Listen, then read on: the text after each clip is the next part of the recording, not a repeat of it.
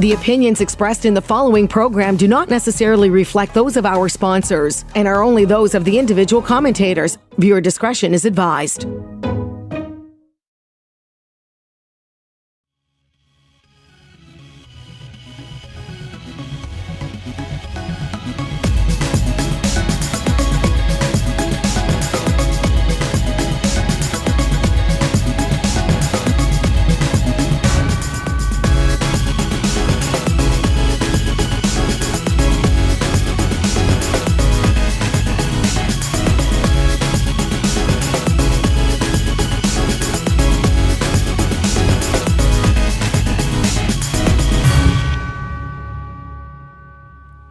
Good evening and welcome to the Raben Report. I'm your host, Elliot Raben, and with me, as always, is my expert panel made up of Christina and Anna. How are you guys?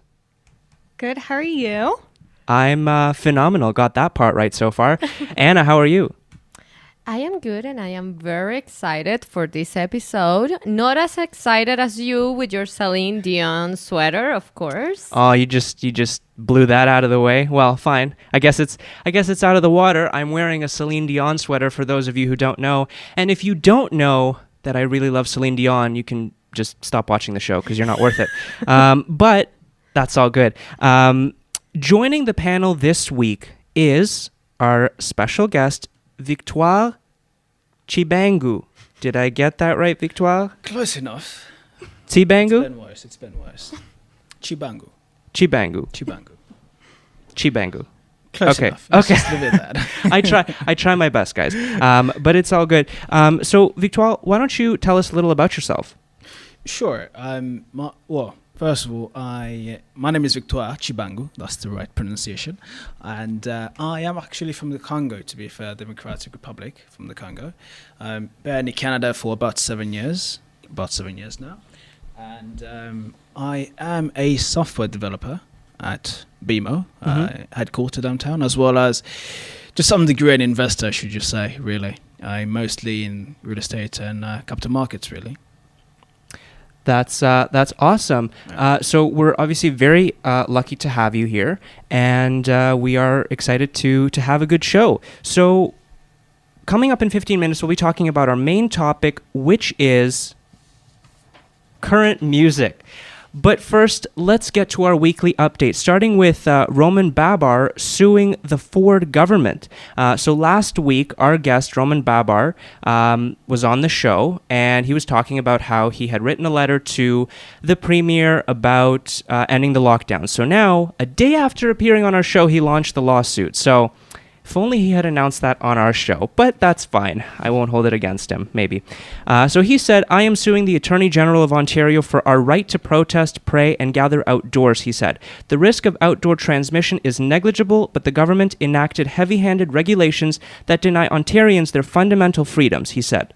He filed a 14-page legal action last Wednesday, the day after appearing on our show once again. So what do you guys think will happen? Christina, let's start with you. I think it's going to be. I want him to be. I like the idea that he's putting forward. I think that it's important. We've talked about this before on the show that what's essential to one person may not be essential to the other, and we have to take that into consideration when we discuss essential work or essential businesses. And from my understanding, he's just asking to gather outdoors. So I don't know how successful it's going to be just because of his history with the Ford government. And I have a feeling Health Canada and those sorts of folks are going to be on Doug Ford's side, most likely. Mm-hmm. So while I wish, I hope that he is successful. Who can really say? Health experts are now telling us that it is dangerous outside, that you should, I'm pretty sure they're saying now that if you can't social distance outside, you should be wearing a mask. Whereas before they were telling us the risk of transmission outdoors is very low. You don't have to wear a mask when you're outside and going on a walk, whatever it might be. Now health experts are saying if you're outside and you can't socially distance, you need to be wearing a mask. So that's another argument for why they might push back and say even if it is outdoors, it's still too high a risk. Anna? Yeah, I'm not sure about that because if we are saying, if we had kept a line that being outdoors shouldn't be as risky, and also we are starting to vaccinate people who are 60s and older, then, you know, the risk should be mitigated. That's how it should go. And regarding the lawsuit, well, I don't know, maybe because I come from a very particular place with a very particular government, but I don't trust when people do lawsuits against government. Look, he's laughing because it's true. Like, it's like you are fighting a Leviathan. That's how it goes, you know? Victoire? Well, I mean, I can pretty much sort of agree with both the points, to be fair. I mean, the whole emergency sort of power the government has grasped their hand upon, I personally do not think it will be as easily given away or given back to what it was before. So, I mean, at the moment, they have the power to dictate how every individual person's life kind of roll out through each and every single day. And having a person like Roman, I believe, suing the government for charter rights, which is only fair, which we all deserve to exercise on every single day as we go through life. And I would 100% back him. However, as Anna mentioned over there, it's like fighting a massive gargantuan Leviathan. It was almost as if you're just throwing small rocks at it and it won't even affect it a little bit because they've got all the medical personnel on board, literally regurgitating every single day on TV what the Ford government wants to say and want to perpetrate. So as much as I applaud his efforts to sue them on our behalf, which is phenomenal, realistically, I do not believe that he would have much an effect on the outcome that he wishes to occur. Wow. Well, you know, he's obviously not alone in his pursuit because there's a lot of people that back him. There's a whole movement across it, but like with everything on this show, we'll just have to wait and see. But let's move on to some unfortunate news. The shootings in Georgia. So 8 people were killed, gunned down in Atlanta, spa shootings. The shooter was, not going to name him because he doesn't deserve recognition, but he was 21. The shooter told investigators that he had a sexual addiction, and authorities say that he said the spas were a temptation for him that he wanted to eliminate. Police added that it was too early to be certain that the slayings were not racially motivated. So people have already come out and said that this is racially motivated. And the question is this an isolated incident or part of a rise in anti-Asian hate? Victoire, let's start with you. Part of a rise in anti-Asian hate. I mean, if you just look at the statistics, to be fair, Asian Americans tend to be the most well-off people in America, even more so than the Caucasian tends to be. So in that case, I do think they're decently privileged in their standing in that particular country. The more privileged you tend to be financially speaking, these are the terms that I'm speaking of particularly, then you tend to live in better neighborhoods with less crimes committed towards you. You do encounter less petty crimes and more so. So in that sense, I would say it's not necessarily a rise of hate towards Asian American more so than it is a particularly isolated incident because of this person's sexual urges. Perhaps I believe I'm not exactly sure about the nuances of the case, but I do think this is more of a one-time sort of thing, as unfortunate as it may be. I do not believe that it is a rise necessarily against towards such people. Interesting. Christina, would you agree or disagree? Well, one thing I'll say is it's for sure anti-woman. I think that I mean, there was one man killed. Right, but I think that if it's the same when you look at the Toronto van attack, he said that he explicitly was going to an area where he knew there would be a large, many women in one spot, and he specifically went after a crowd that had a lot of women, and that was his motivation. Yes, some men were killed and injured, but he did that because he wanted to get as many women as he could. And I think this is a similar case. Now, whether or not it was racially motivated, like investigators are saying, it's too early to tell. I think that maybe more will come out, and we'll learn more about this perpetrator and what he was really struggling with sexually, besides just having a sexual addiction. Was there a specific group of women that he had an attraction to, this sort of thing? So I think that it's possible that it was racially motivated, especially when you consider the fetishization of Asian women in culture. You know, I'm sure Anna can relate to the fetishization of Latino women. You know, they're dehumanized to some extent. But do you think this is part of a larger issue? Of course, it's part of a larger issue if we can come to the conclusion that this was racially motivated. Because I do think, and I think especially within the past year, while I agree that, you know, many Asian folks in North America are the most successful out of all of us, most wealthy, these sorts of things, I still think that within the past year, let's say, with coronavirus and all the, you know, the Kung flu and the China virus and whatever else. Well, and here's but I think so. I just mean that I think that there is. I don't think that this case is tied to that narrative. I don't think this specific shooting was related to this increase in anti-Asian hate that we're seeing. I think this scenario was unrelated to like what's happening socially. I think it was against women, and if it was against Asian women, it wasn't in the context of race. It was maybe this guy had a thing for Asian women, or that was his weakness, whatever that might be. So I don't know if we can necessarily say that he went and did this because he hates Asians. It could be that he is angry at Asian women. I think that the way that it goes is that this massage place was probably near from where he lives or his area. He went to two places. Yeah, and these massage places, many of them offer sexual services. It is true, and many of them happen to be Asian women.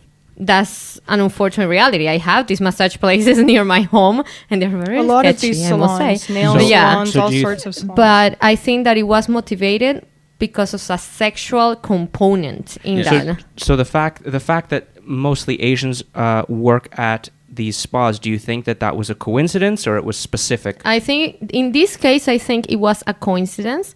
However, there are statistics that attacks on Asian people did rise since the coronavirus thing started. Right. That's also a fact. And that's just what I it's not to say that it wasn't racially motivated to some extent, but not racially motivated in the context of coronavirus and this rise in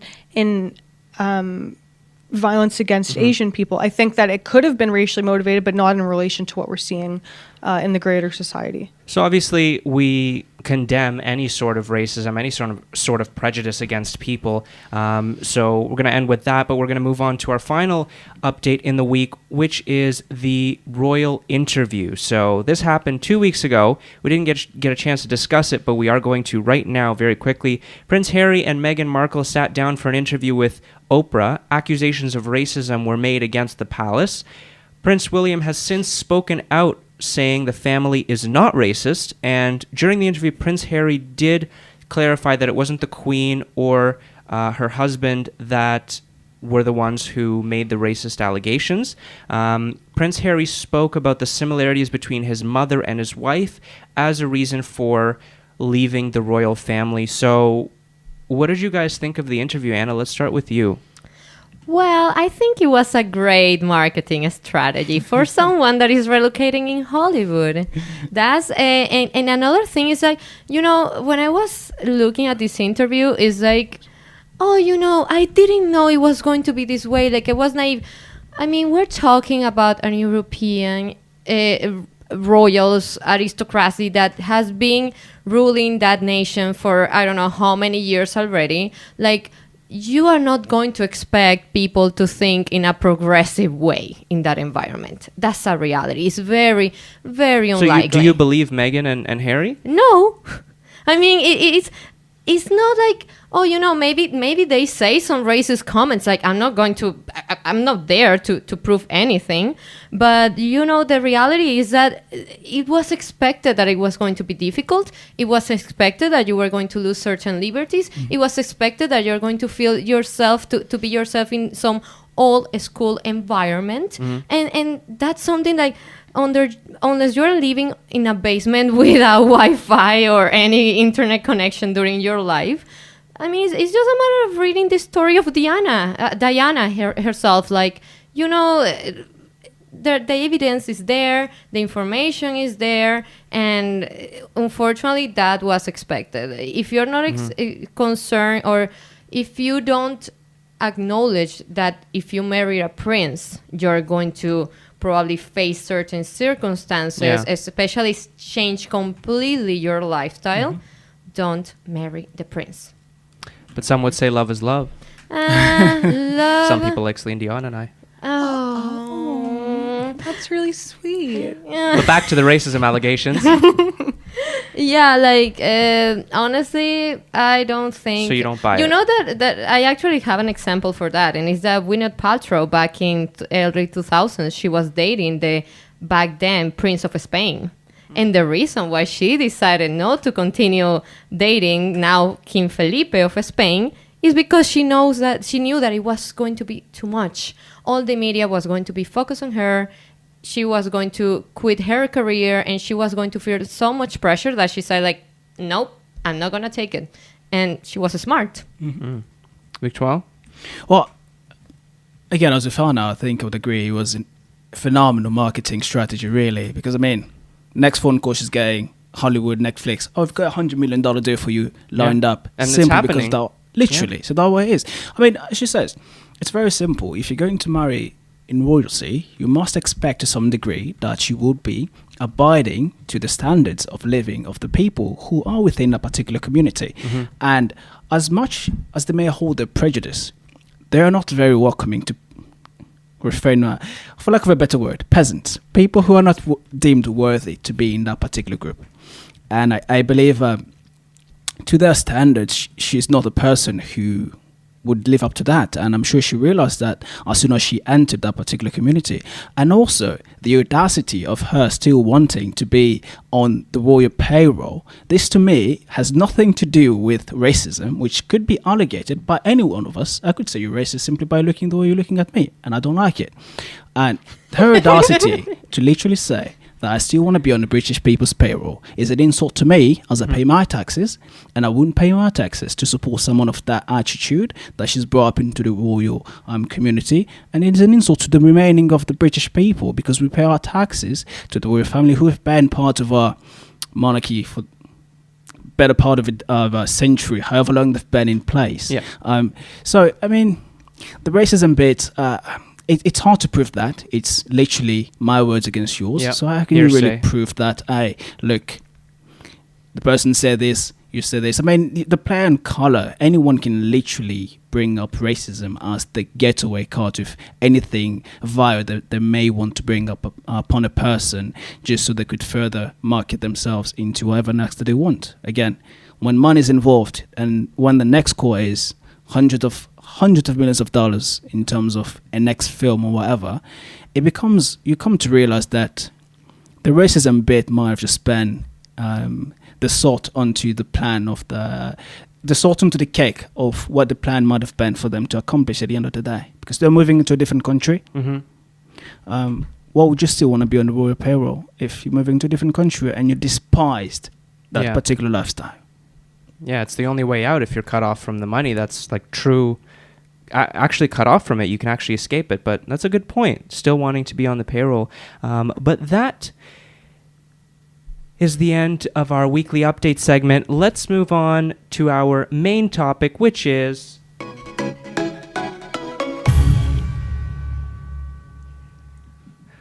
At least I got it this time.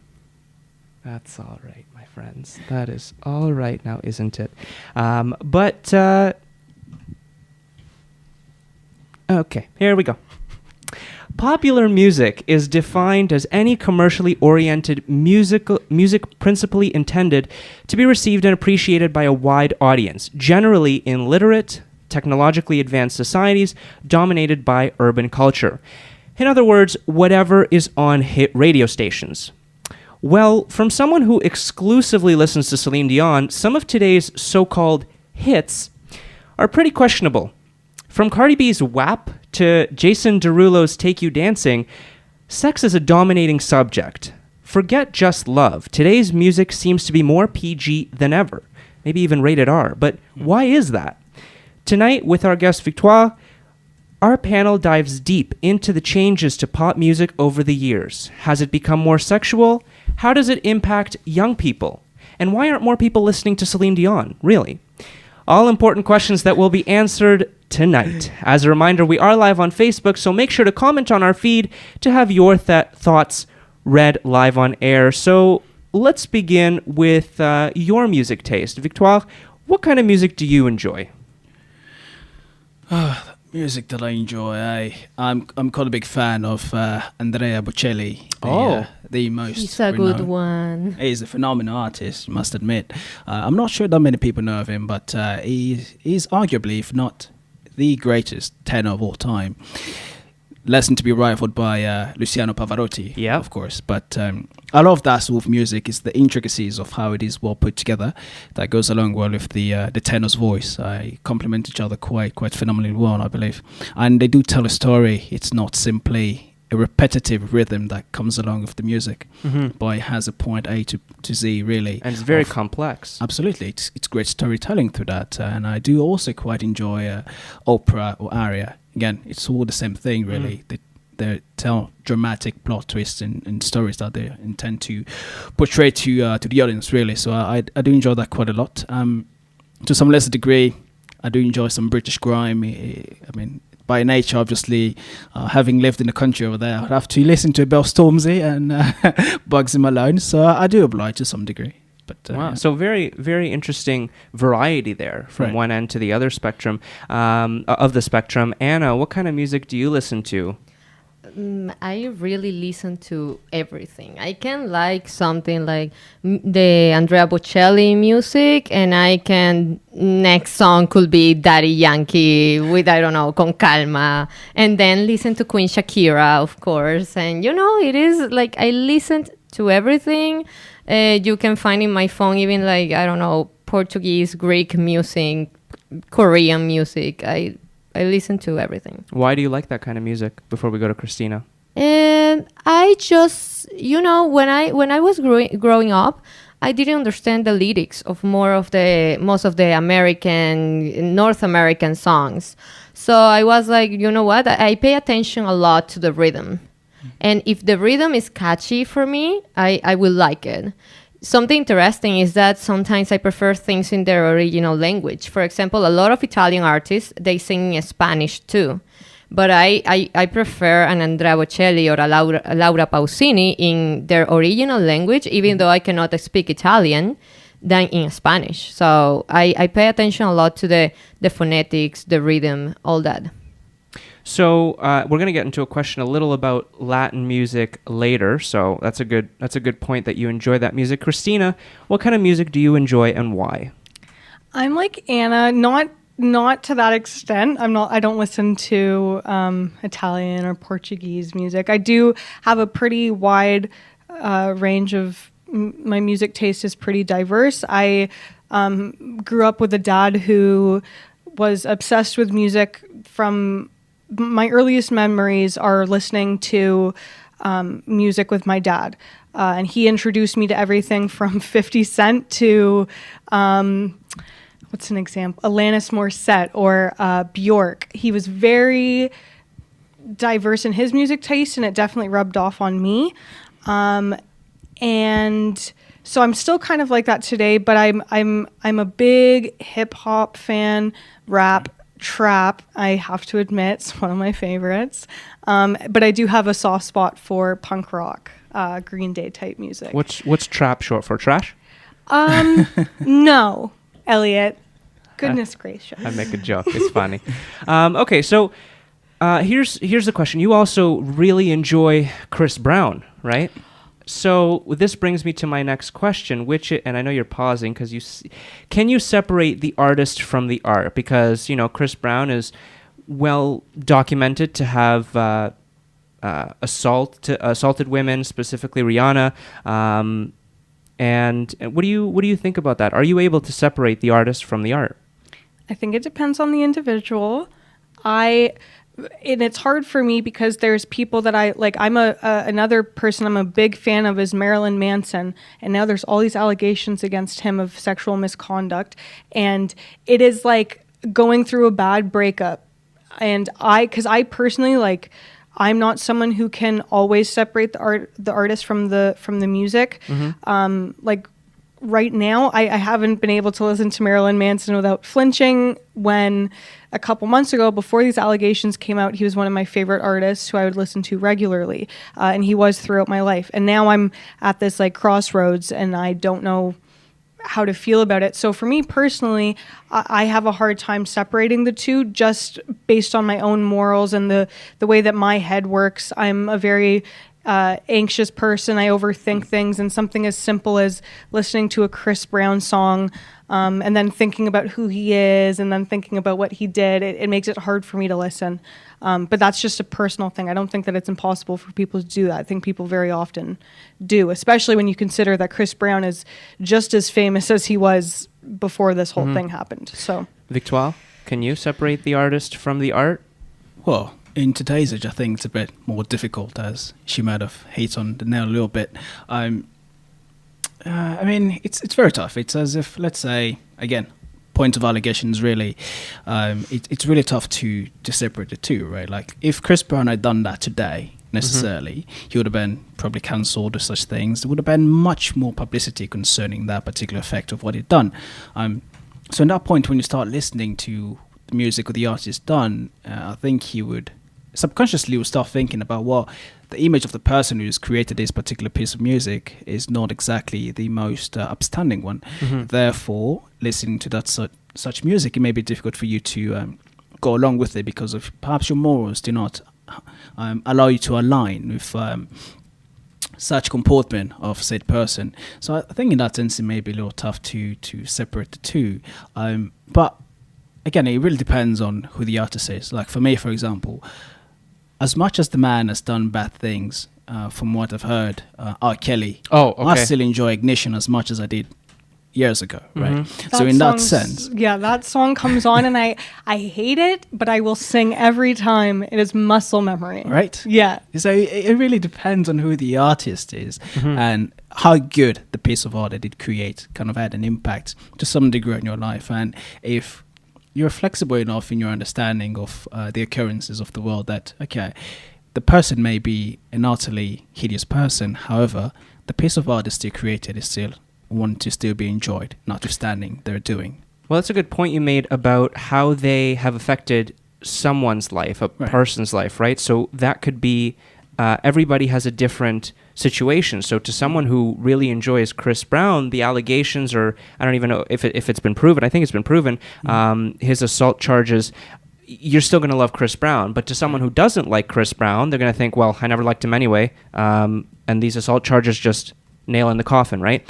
But that brings us to current music. And, obviously, I haven't mentioned that in case you didn't know already, I listen to Celine Dion, because everybody said what kind of music they listen to. In case it wasn't clear. Seriously. He's wearing a shirt. Yeah. There. She's on the Titanic. Thankfully, she wasn't on the real one, but it's fine. Anyway, fun fact, she actually didn't want to sing that song, and her husband convinced her to. But anyway, I digress. What do you think of current music? I mean, from, like I mentioned, from WAP to Driver's License to Blinding Lights by The Weeknd. I actually really like The Weeknd. But what do you guys think of today's music? I would just like to say it is WAP, not WAP. WAP, WAP, WAP. But I enjoy current day music. I've never been a big fan of pop music. Even though you can consider some of the music I listen to, it goes mainstream. It's a bit poppy. Like I don't listen to Cardi B much anymore, but I used to be quite a fan. I just haven't been keeping up with her in the way that I used to. But I do like modern day music. Like I'm a big fan of Meg Thee Stallion.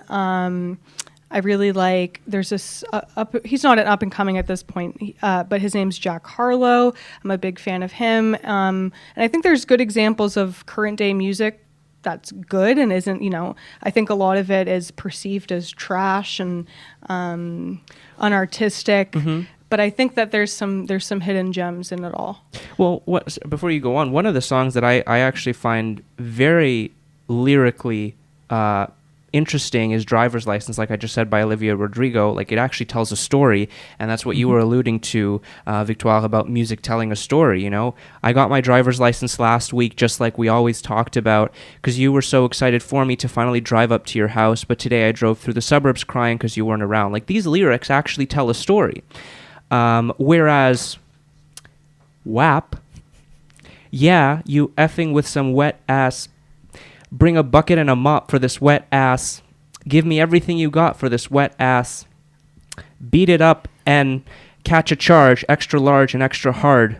This is a first for the Raben Report. I'm live reading the lyrics. If you ask me, there's a story there. They're telling a story. You're messing with some WAP. That's the story, Elliot. Is this a story that should be told to young people? Not necessarily. Oh. Well, I mean, it depends, really. But it's the parent's job to say this music isn't for you. Hold on. How are you as a parent going to control what your kid listens to? Okay, well, this is a different conversation because I grew up in a household where music wasn't restricted. My dad was very, you have to listen to the explicit version, listen to the song the way the artist intended for you to hear it. And I'm a big believer in that. And it didn't cause me to grow up, misbehaving and cursing because I was hearing it in music.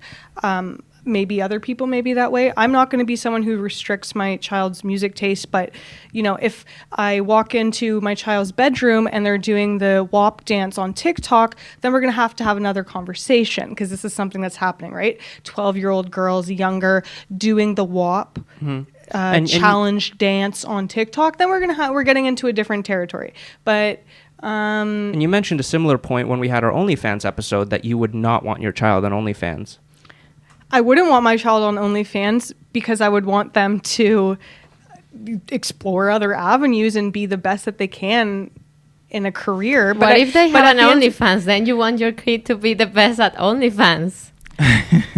No, I would not be like, yes, it's a fair point. Get that coin, I wouldn't be pushing them to do better on OnlyFans.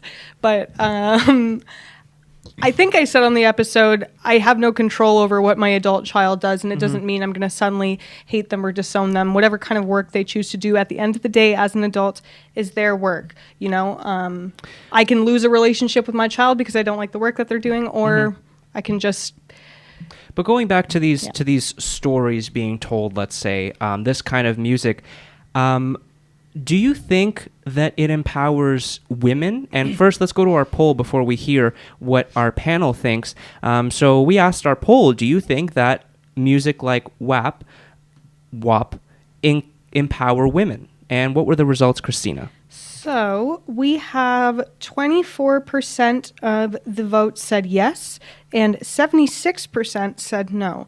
And I will take credit for one of those votes being me voting sarcastically.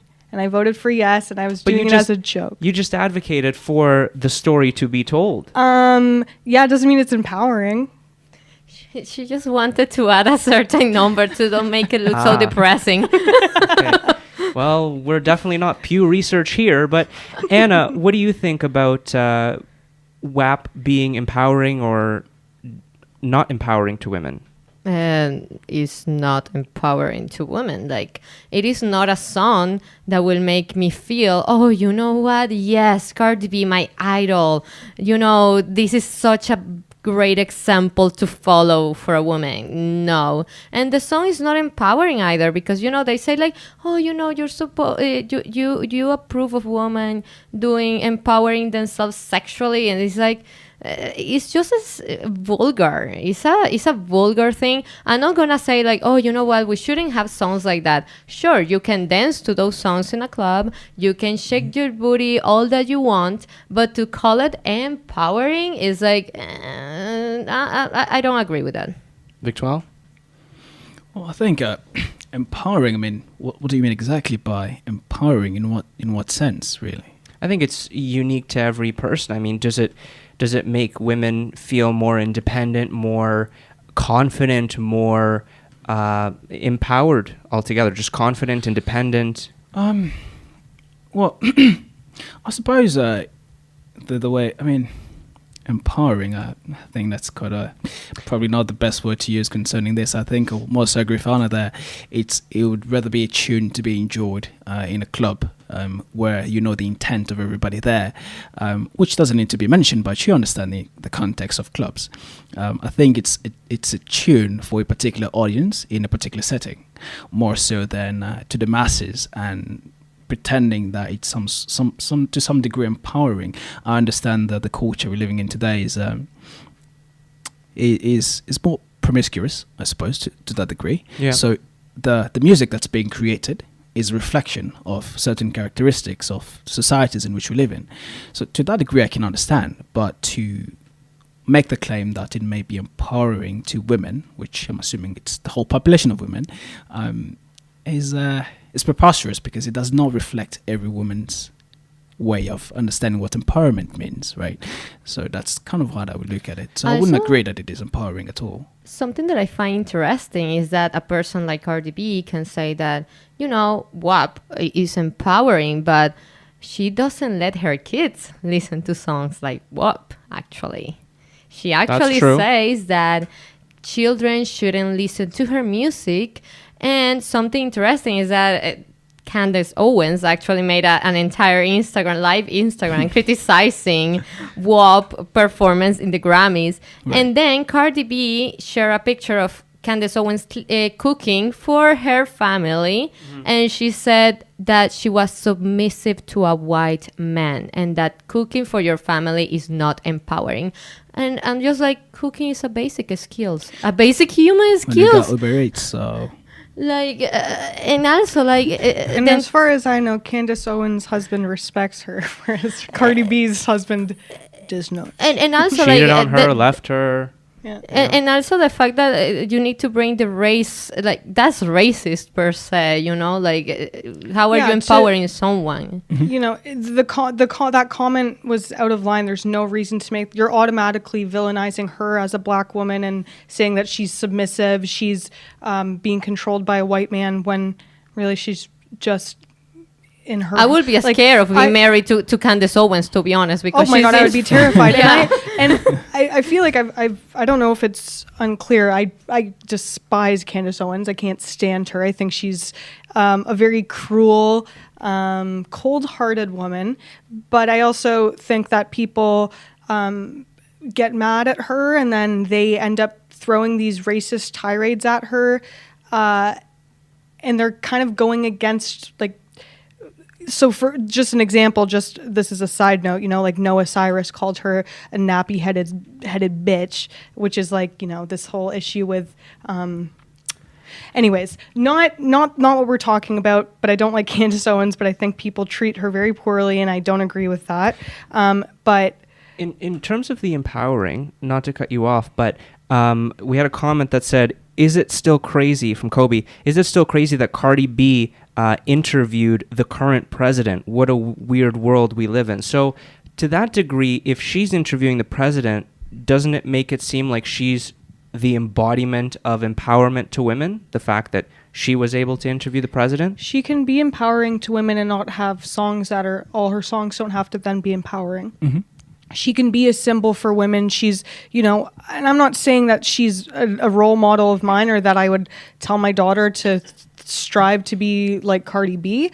But, you know, she's opening up an avenue that someone like her typically hasn't been able to access. But I don't think that just because she's doing something empowering doesn't mean she per se is empowering or that her music is. I just think it speaks to her as an individual.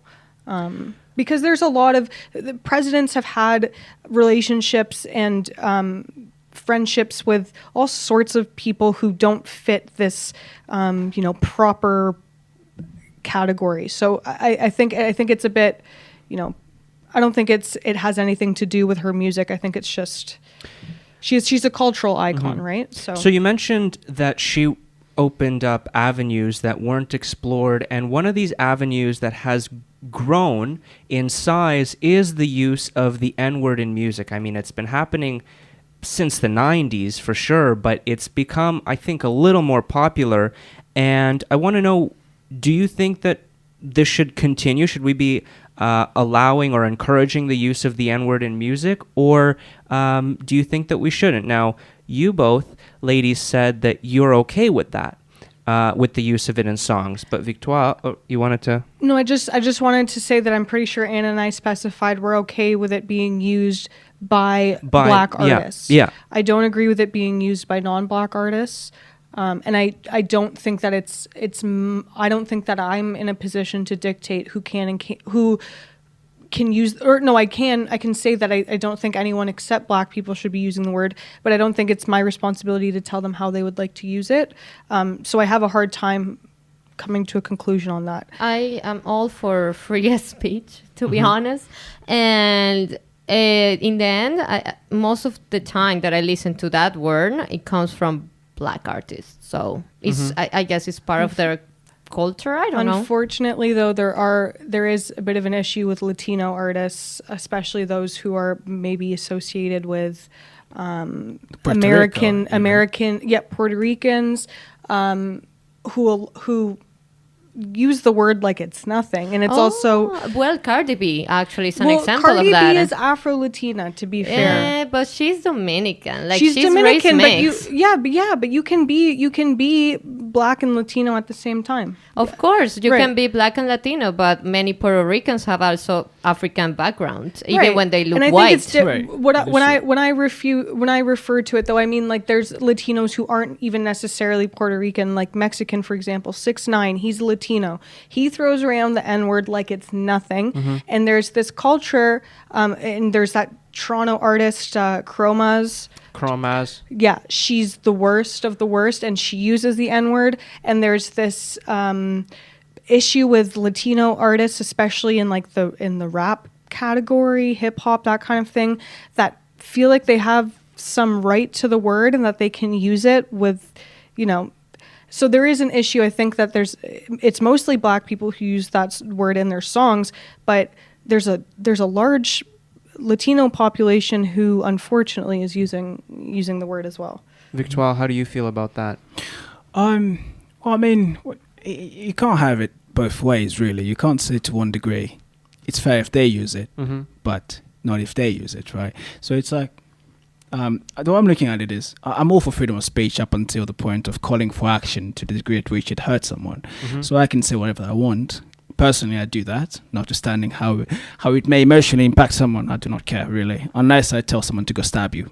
I'm going to say it. Well, it's different free speech from incitement of violence. Exactly. So that's where I stand, to be fair. But with the use of the N-word in rap music, I don't find it to be proper, really, to some degree. I mean, if the whole point in society is to get away from the use of being racist towards a particular group or this person and that, is to lessen the impact that race has on the daily lives that we have. So why is it so necessary that you find it to keep on gravitating towards the things that keep on bringing up that particular issue over and over again? In this particular instance, being the N-word, right? Every single time you bring up the N-word, you think about the plantation and people being slaves. Blacks particularly. Do you think that's a general consensus, or that's what you think of? This is how I think of it, right? I'm not speaking for everybody, but my point being, if society is advocating to stay away from all things racist at all cost, then why would only a particular group of people be able to utilize that word, right? So then he opened up this flood for the Latino rappers. It comes with the lay of the land. I'm a rapper. every black person in the rap music utilizes it. I'm also a rapper. What makes me different because of my color? But it comes with the land. So to some degree, I would feel entitled to it, to utilize it. In that particular contest, it comes with the land. I'm going to utilize it. And I would expect you as the audience to understand as a rapper, you only utilize it in that contest, not to mean anything else beyond the trivial use of the word in that particular And that's the thing, though. How do you control how people use a certain word, right? You can't. That's the thing. That's why I personally, as much as I am freedom of speech, I would advise not to utilize it if everybody is claiming that they want to stay away from all things racist, because the more you utilize something, the more it's going to be repeated by everybody else, notwithstanding whether you like it or not, right? And yeah, I mean, and with pop music, the reason that people love it so much and it's so popular, it's because it's been proven, scientifically speaking, the brain loves simple patterns. And when you listen to pop music, it is the same from the beginning till the end. So it is simple for people to gravitate towards it, and they love rhythm. And rhythmic patterns are wonderful to follow. It is for us to sing along with them, to dance along with them. That's what differentiates the classicals, what I like, to the pop music. Intricacies of classics can go on for about 7 to 10 minutes. You start one way and you end perhaps with an aria, right? As opposed to pop music, it's going to be the same beat towards the end. So again, it's all about the patterns. The more repeated it is, the highly likely most of the population will start using it. Although the moral argument is we don't want it to be utilized by anyone because we're trying to stay away from it. Right, and to a degree, every message can be delivered in other words, right? Absolutely. So that's, with Andrea Bocelli, his music has stories and it's beautifully lyrical. He doesn't swear, I assume. I don't listen, right? No, he doesn't. Case in point, arguably the greatest rapper of all time, Eminem, he never uses the word one bit. Yeah. And I don't listen to rap much, but I would, according to the numbers of his record, it classifies every single person you can put next to him, well, apart from a few who can rival him a little bit. But the man has rose up from never using that word to being the phenom that it is culturally, an icon, as you would argue. So to me, it's I found it to be useless, and I found it to be contributing more to the cause that being claimed not to be what people wish to have, racially speaking. So this also takes us to, we talked about the N-word now, but this takes us to the Latin aspect of the program, and we talked about this. And here's my question to you, my Latin ladies: do you consider it cultural appropriation when American singers use Spanish in their music? And I'll give you an exact example, which is, where is it? It's the Black Eyed Peas with J Balvin. So. I'm not going to read the Spanish part, but baby, tonight's like fuego. We about to spend the dinero. We party to the extremo, baby. Do you find that? Do you enjoy that? Do you find it insulting? Because I'm very curious. Actually, I like that song a lot, and I have danced that song in the clubs when, before Corona times, of course. And the reality is that I don't find it insulting at all. I had never met a Latino person that had told me, that's insulting. And actually find it quite interesting because Black Eyed Peas' latest album is now very popular in Latin America because a lot of Hispanics, they actually like when North Americans are the ones adapting to our culture in a certain extent, Like in the last, I remember that in the 2000s, you had a Shakira who had to sing in English in order to become popular worldwide. Now you have people actually singing in Spanish who have an American or Canadian background, like Justin Bieber with Despacito, for saying an example. Drake on Bad Bunny, Mia, and there's The Weeknd just has a song where he sings in Spanish. Beyonce sings in Spanish in a remix of, I can't remember what it is.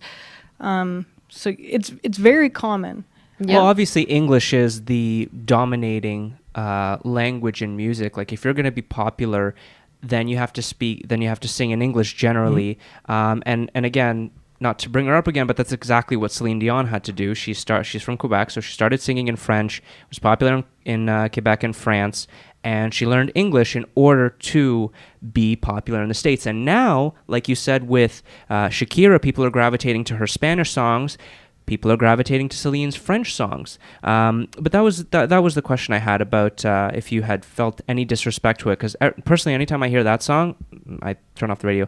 I don't think that the Spanish language itself is necessarily a culture, right? Like it's a language, the same way that English is, the same way that French is. I think what would be an issue would be if they started to appropriate Latin culture in a negative way. Like it's so hard because that's a good point though, because a lot of people consider cultural appropriation even when someone is doing something in a positive light, you know. So yeah, and I think singing or speaking Spanish is not, and it's not disrespectful. It's a language. It's, you know, plenty of white people know how to speak Spanish.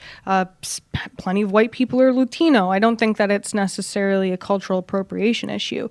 I think what would be a problem is shooting a music video where you're making fun of the culture, where you are degrading the women, which of course we already see Latino women are dehumanized continuously. But I think that would be where you're crossing the line, in my opinion. So this, you mentioned degrading women, and this is the question: has music progressed or regressed over time? Because there's such a push in society to treat women and men equally. But a lot of the songs are calling women bitches and calling men the N-word.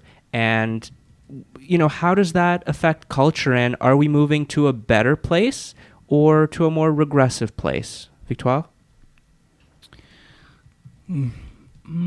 Wait, could you repeat that question again? Do you think music has progressed or regressed over time? Well, I think, as I mentioned earlier, music tends to be a reflective expression of the culture within you reside in, right? So to me, when music is being portrayed in that particular way, whether it's, I mean, I think to most of the time, from what I've seen at least, is certain genre of music, they tend to amplify things such as sex, drugs, and such, right?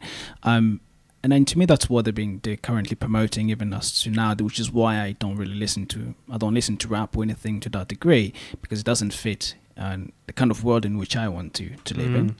I'm a classical piano player, so I love the classics, right? So in terms of whether it's progressed or regressed, I mean, to me, it's just a reflection of the culture within we live in. It's more promiscuous. It's all about fame. Instagram has made a very good point of that, and that's sort of what I'm seeing being perpetrated in this sort of music. So in terms of whether it's regressed or progressed, I don't know if it's progressed in the way in which we want it to be, which meaning any woman and I are equal to whatever degree at which we're comparing that equality to, but. So I don't see that being reflected in the music, because it's the bloody opposite from what I see. It's the same as it was in the 80s, 70s, and 90s. It's not saying, "Oh, look at who's what's her name? Who? Rowling, J.K. Rowling. I mean, I haven't heard her in any rap music saying, "Oh, look at her, I want to be compared to." I haven't seen any music highlighting her career or her accomplishments in the sense at which I would assume that you're referring to as being progressed in terms of equality. I haven't seen that in raps. I've seen the exact same thing as in 10, 20 years ago, what it's all about: bitches, music, drugs, and such. It's the same thing today as it was back then. Anna? The way that I find is that there's a music for everything. So I grew up listening to reggaeton when reggaeton was becoming a boom in Latin America. Do you want to just expand on that for our audience, what that is? Reggaeton is urban Latin music. If you have heard Bad Bunny, Daddy Yankee, or Despacito, that's how it goes.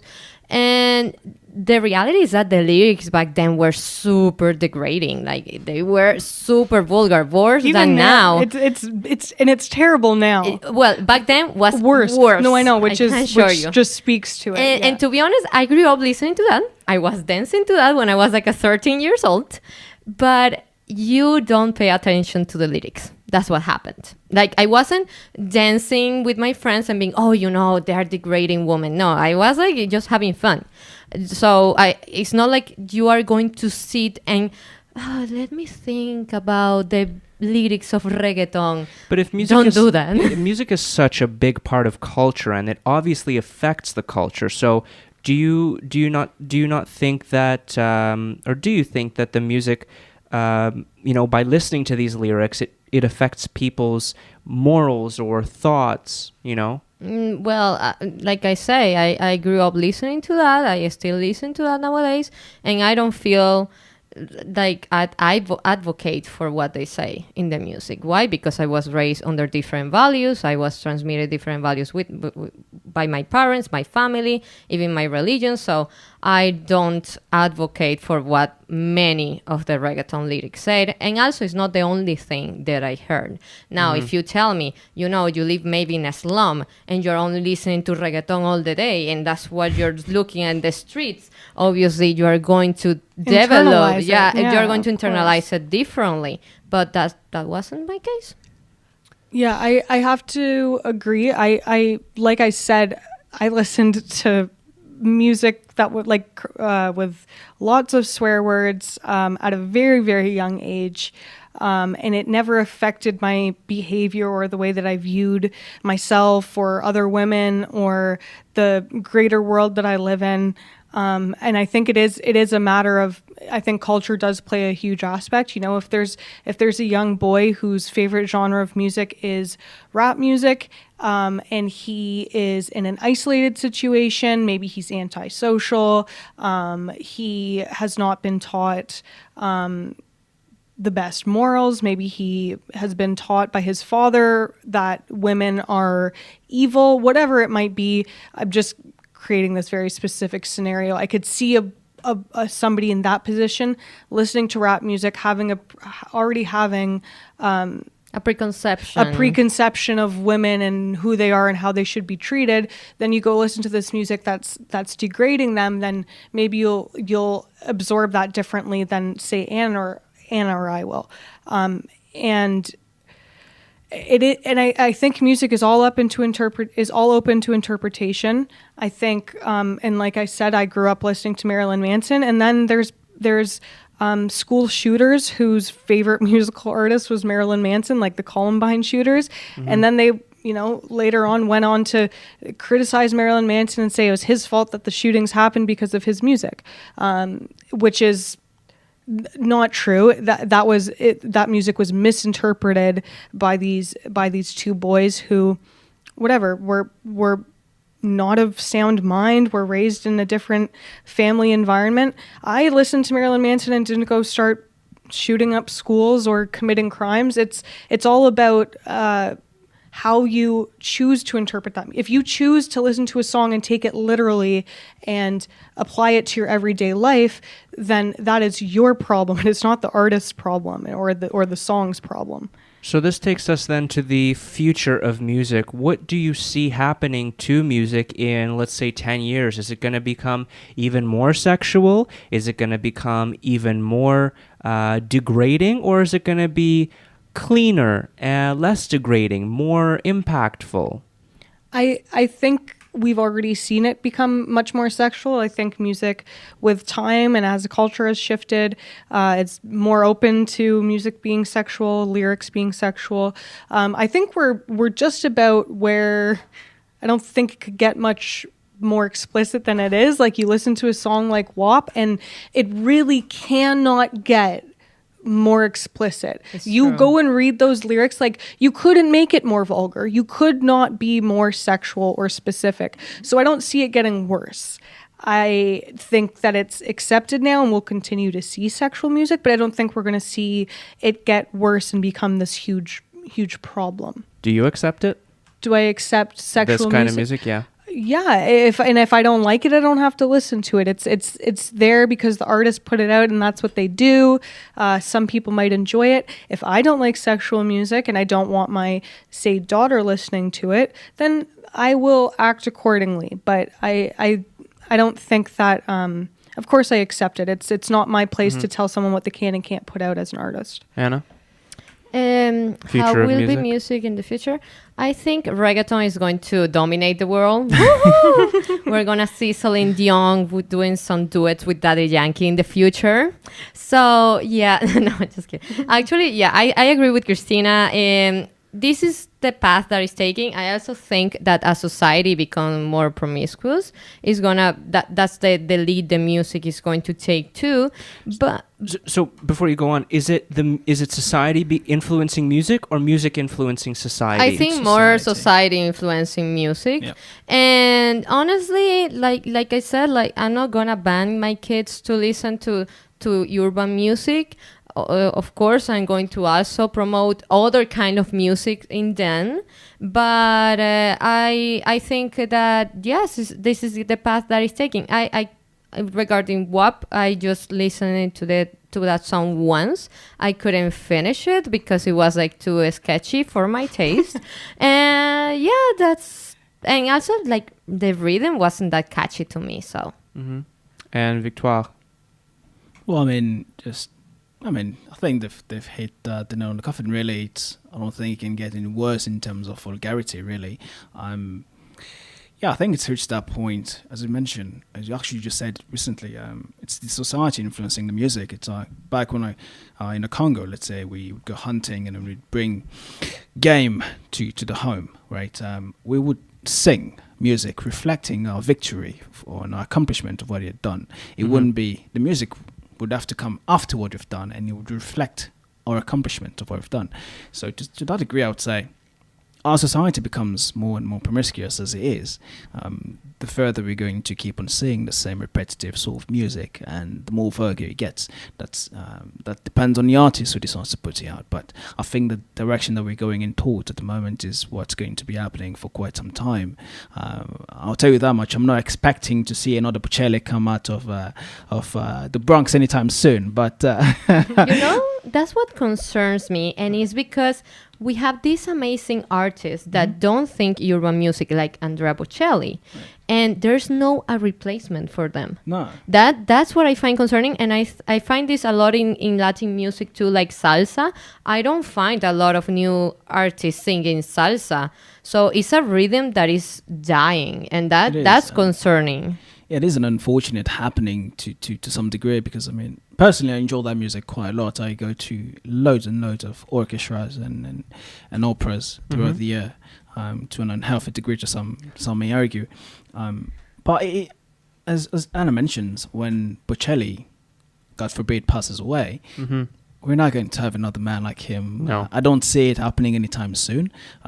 And he's been quite an iconic figure in the music space.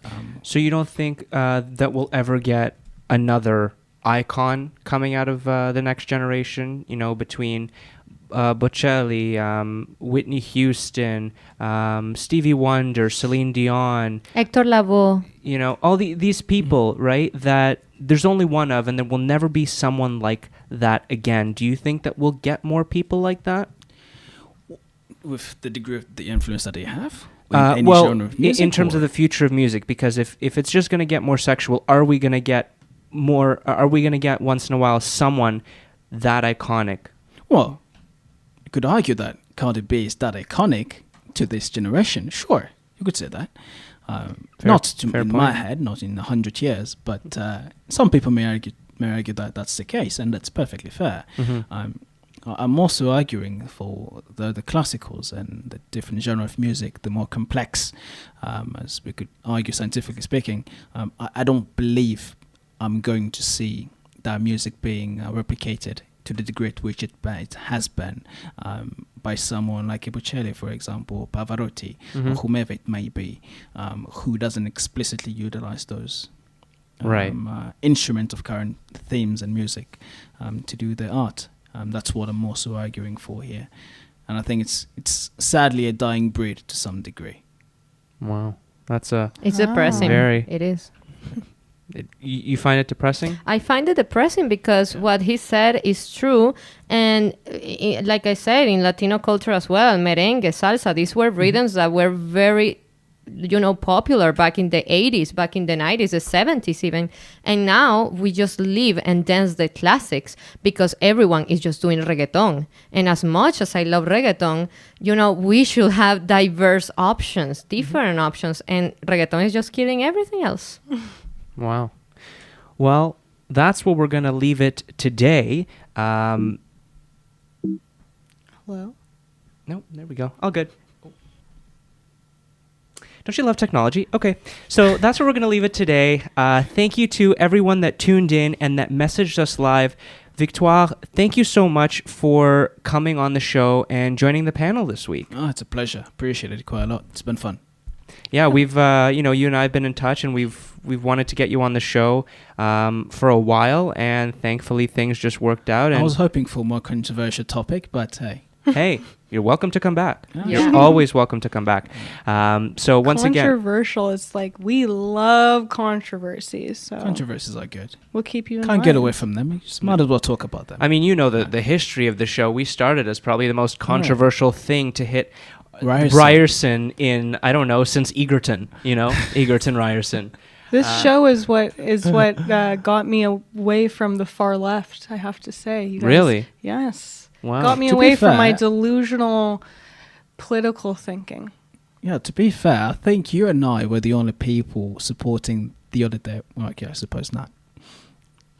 I was supporting the right for people to have certain opinions, Right. and to discuss them on the show, whereas and you were for that as well. I was. Yeah. And yeah. other people tried to tear me down and say you can't have these views on the you show. can't. I want to hear this story. So, but We'll do it off. time. We'll Yeah. do it off screen. Yeah. Just the fact that, again, I say this over and over again, but these conversations are important, whether it's about current music, whether it's about elections, whether it's about government lockdowns, whatever it is, these conversations need to happen, and that was the point of this show. Right. So once again, thank you, Victoire, and ladies, as always, thank you for a truly amazing discussion. Thank you. Thank you for having us. Of course. Actually, thank you for coming to our show. We really appreciate it. Oh, remember. Oh, Yes. You see, when the Yes. show ends, you're going to see the Raben report, not Dos Latinas, so you might want to rethink that. Yeah, but I think when people tune into the show, they know what they're tuning in for. Fair point. Wow. Well, that was our show for this week. Thank you to everyone once again that tuned in and that messaged us live. A brand new episode of the Raben Report will be coming to you next week, same day, same time, almost the same people. Have a great day, everyone.